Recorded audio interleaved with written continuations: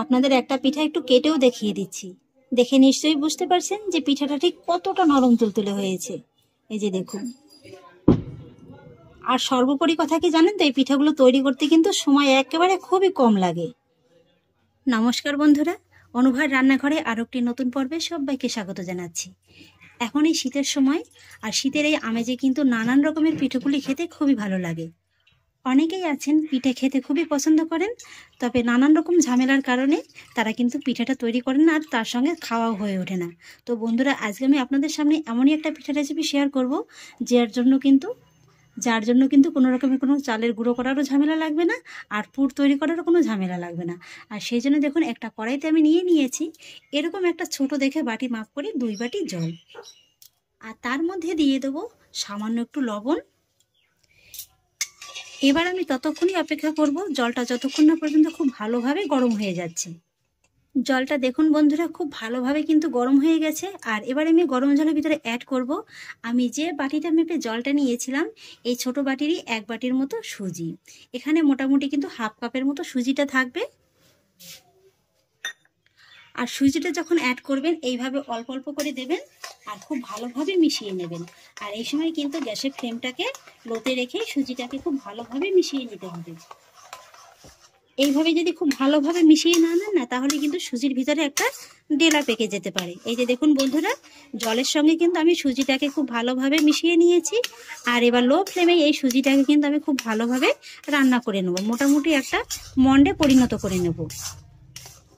মোটামুটি 5 মিনিটের মতো সময় নিয়ে আমি সুজিটাকে খুব ভালোভাবে রান্না করে নিয়েছি। এই যে দেখুন, মন্ডটা কিন্তু খুব সুন্দরভাবে রেডি হয়ে গেছে। কড়ার গাটা কিন্তু একেবারে ভালোভাবে ছেড়ে দিয়েছে। আর এই যে দেখুন, এর থেকে কিন্তু খুব বেশি শক্ত করে মন্ডটা রান্না করতে যাবেন না, তাহলে কিন্তু পিঠাগুলো খুব একটা ভালো হবে না। এবার কি করতে হবে, গ্যাসের ফ্লেমটাকে অফ করে দিতে হবে। আর তারপরে সুজির মন্ডটাকে একটা থালায় নামিয়ে নিতে হবে। তবে তার আগে থালায় কিন্তু সামান্য একটু ঘি মাখিয়ে নিতে হবে। আপনারা চাইলে সামান্য একটু সাদা তেলও মাখিয়ে নিতে পারেন, তবে একটু ঘি দিলে কিন্তু পিঠাগুলো খেতে ভালো লাগবে। সুজির মন্ডটা আমি থালায় একটু নামিয়ে নিচ্ছি। আর এবার আমি এই সুজির মন্ডটাকে হালকা করে একটু ঠান্ডা করে নেব।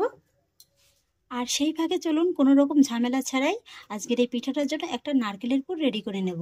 নিয়ে নিয়েছি একটা বাটির ভিতরে নিয়ে নেব 1/3 কাপ নারকেল কোড়া। আর তার মধ্যে নিয়ে নেব 1/4 কাপ চিনি গুঁড়ো। আপনারা এখানে চাইলে গোটা চিনিও ব্যবহার করতে পারেন, তবে চিনিটাকে এইভাবে একটু গুঁড়ো করে দিলে কিন্তু মেশাতে খুবই সুবিধা হয়। আর এবার দেখুন বন্ধুরা, এখানে আমি নিয়ে নিয়েছি 10 টাকা দামে 2 প্যাকেট গুঁড়ো দুধ। এবার আমি গুঁড়ো দুধটাকেই নারকেলের ভিতরে দিয়ে দেবো। এইভাবে একবার নারকেলের পুরটা রেডি করে দেখবেন, খেতে কিন্তু খুবই ভালো লাগে। আর তাছাড়া তৈরি করতে কিন্তু একদমই কোনো রকমের কোনো ঝামেলা পোহাতে হয় না। এবার এই সমস্ত উপকরণগুলোকে আমি খুব ভালোভাবে মিশিয়ে নেব। আর তারপর আলতো হাতে এইভাবে একবার খুব ভালোভাবে মেখে নেব। ব্যাস বন্ধুরা, তৈরি হয়ে গেল আমার ইনস্ট্যান্ট নারকেলের পুর। এটাকে আমি এবার একটা সাইডে সরিয়ে রেখে দেব। আর এদিকে দেখুন, নারকেলের পুরটা রেডি করতে করতে সুজিটাও হালকা ঠান্ডা হয়ে গেছে। আর এবার হাতে সামান্য একটু ঘি নিয়ে আমি এই সুজিটাকে খুব ভালোভাবে মেখে নেব। সুজিটাকে কিন্তু খুব বেশি ঠান্ডা করতে যাবেন না, তাহলে কিন্তু পারফেক্টভাবে মাখতে পারবেন না। এইভাবে কিন্তু খুব ভালোভাবে একেবারে স্মুথলি মেখে নিতে হবে। সুজিটাকে দেখুন বন্ধুরা, আমি খুবই স্মুথলি একেবারে মেখে নিয়েছি। এইভাবে কিন্তু একেবারে খুব স্মুথলি মেখে নিতে হবে। এই যে দেখুন। আর এবার আমি সুজির মন্ডটাকে এইভাবে দুটো ভাগে ভাগ করে নেব। তারপর একটা ভাগ হাতে নিয়ে এইভাবে একটু গোল করে নেব। আর তারপরে এই গোল করা লেচিটাকে একটা পিঁড়ির পরে নিয়ে নেব। পিঁড়িতেও কিন্তু সামান্য একটু ঘি কিংবা সাদা তেল মাখিয়ে নিতে হবে। আর তারপর একটা রোলিং পিন দিয়ে আমি এই লেচিটাকে একটু বেলে নেব।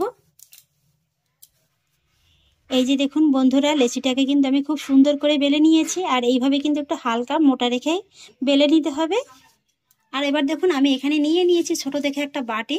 এই বাটিটার সাহায্যেই কিন্তু এই রুটির গা থেকে এইভাবে কাট লাগিয়ে নেব। এইভাবে তৈরি করলে কিন্তু একসঙ্গে অনেকগুলো পিঠা আপনারা রেডি করে নিতে পারবেন। এই যে বাড়তি অংশটা আছে, এটাকে এইভাবে তুলে নেব। আর তারপর এগুলোকেও একই রকমভাবে বেলে তারপরে কেটে নেব। আর আপনাদের দেখিয়ে দিচ্ছি, এই যে দেখুন, এইভাবে কিন্তু একটু হালকা মোটা রেখেই তারপরে বেলে নিতে হবে। পিঠাগুলোকে একটা প্লেটের পরে এইভাবে নিয়ে নেব। আর এইভাবে সবগুলো পিঠাকে আগে কেটে নেব। একে একে সমস্ত পিঠাগুলোকে আমি কেটে নিয়েছি। আর এবার আমি পিঠার ডিজাইনগুলো তুলে নেব। আর সেই জন্য একটা রুটি আমি হাতে নিয়ে নেব। আর তারপরে আমি যে নারকেলের পুরটা রেডি করে রেখেছিলাম সেই পুর থেকে এইভাবে অল্প একটু করে নিয়ে নেব। আর তারপরে এইভাবে রুটিটার উপরে দিয়ে দেব। আর তারপরে এইভাবে দুটো মুখ একসঙ্গে জুড়ে দেব। খুব ভালোভাবে এইভাবে চেপে একেবারে ছিল করে দেব। এইভাবে দেখুন বন্ধুরা খুব ভালোভাবে চেপে ছিল করে নিয়েছি। আর এবার দেখুন এখানে আমি নিয়ে নিয়েছি একটা পেন। খুবই সহজ উপায়ে পিঠার ডিজাইনটা তুলে দেখাবো। এইভাবে শুধু পেনটা দিয়ে পিঠার এই যে চেপে নেওয়া অংশের উপরে এইভাবে একটু চেপে চেপে দিতে হবে। দেখবেন যে খুব সহজেই খুব সুন্দর একটা ডিজাইন চলে এসছে। আপনারা কিন্তু এইভাবে ডিজাইনটা না তুলেও এমনি সরাসরি শুধু মুখটাকে চেপে নিতে পারেন। তবে আমি দেখার একটু সৌন্দর্যের জন্য এইভাবে ডিজাইনটা তুলে নিচ্ছি। আর তারপরে যখন দেখবেন এইভাবে পেনটা দিয়ে ডিজাইনটা তোলা হয়ে যাবে, একটা চামচের সাহায্যে এইভাবে একটু চেপে চেপে দেবেন। দেখবেন যে আরও দেখতে সুন্দর লাগবে। এই যে দেখুন বন্ধুরা কত সহজেই কত সুন্দর একটা ডিজাইন চলে আসলো। দেখতে দেখুন কতটা সুন্দর লাগছে। এই যে বন্ধুরা একা করে সমস্ত পিঠাগুলোকে আমি তৈরি করে নিয়েছি। দেখতে দেখুন কতটা লোভনীয় লাগছে। এবার আমি পিঠাগুলোকে সব ভেজে নেব। আর সেই জন্য একটি কড়াইতে কিছুটা পরিমাণে তেল দিয়ে ভালোভাবে গরম করে নিয়েছি। এক এক করে পিঠাগুলোকে গরম তেলের ভিতরে ছেড়ে দেব। বেশ কয়েকটি পিঠা আমি গরম তেলের ভিতরে ছেড়ে দিয়েছি। আর এবার মিডিয়াম লো ফ্লেমে এই পিঠাগুলোকে একটু উল্টে পাল্টে হালকা করে ভেজে নেব। কিছুক্ষণ বাদেই দেখতে পাবেন পিঠাগুলো এইভাবে নিচের থেকে তেলের উপরে ভেসে উঠেছে। তখন কিন্তু এইভাবে পিঠাগুলোকে উল্টে দিতে হবে। আর এইভাবেই উল্টে পাল্টে পিঠাগুলোকে হালকা করে ভেজে নিতে হবে। তারপর অপর পাশটা যখন হালকা করে এইভাবে একটু ভাজা হয়ে যাবে তখন উল্টে দেব।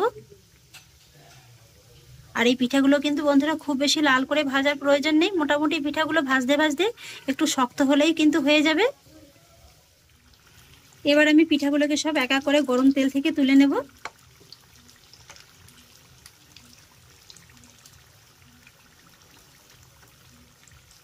সমস্ত পিঠাগুলোকে আমি গরম তেল থেকে তুলে নিয়েছি। আর এইভাবে কিন্তু তেলটাকে খুব ভালোভাবে ঝরিয়ে নিতে হবে। এবার একই রকম ভাবে দ্বিতীয় ব্যাচের পিঠাগুলোকেও ভেজে নেব। এই যে বন্ধুরা একা করে সমস্ত মুখশালা পিঠাগুলোকে আমি ভেজে নিয়েছি। আর এই পিঠাগুলো কিন্তু আপনারা এইভাবেও শুধু ভেজে খেতে পারেন, আবার চিনি শিরার ভিতরেও দিয়ে খেতে পারেন। দুইভাবেই কিন্তু খুব ভালো লাগে। তবে আমি আজকের এই পিঠাগুলো একটু চিনি শিরায় ভিজিয়ে নেব।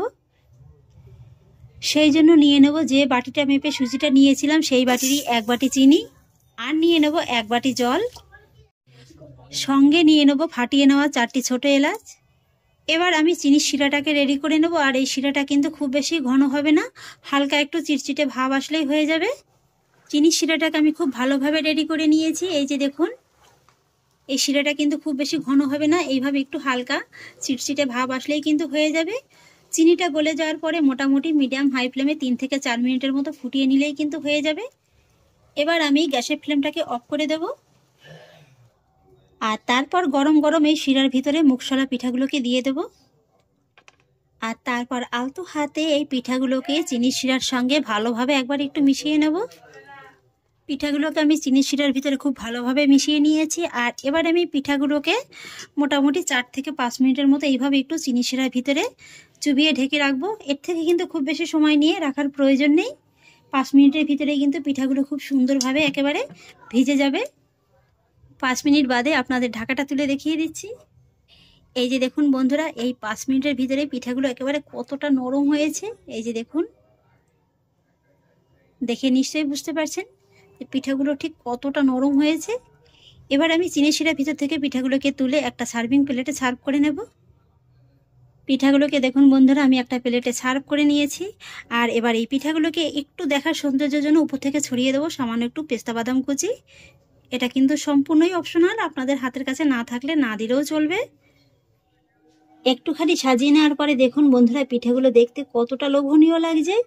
আর এই পিঠাগুলো এতটাই নরম তুলতুলে হয়েছে যে মুখে দেওয়া মাত্রই কিন্তু একেবারে মিলিয়ে যাবে। এই যে দেখুন তুলোর মতো একেবারে সফট। আপনাদের একটা পিঠা একটু কেটেও দেখিয়ে দিচ্ছি, দেখে নিশ্চয়ই বুঝতে পারছেন যে পিঠাটা ঠিক কতটা নরম তুলতুলে হয়েছে।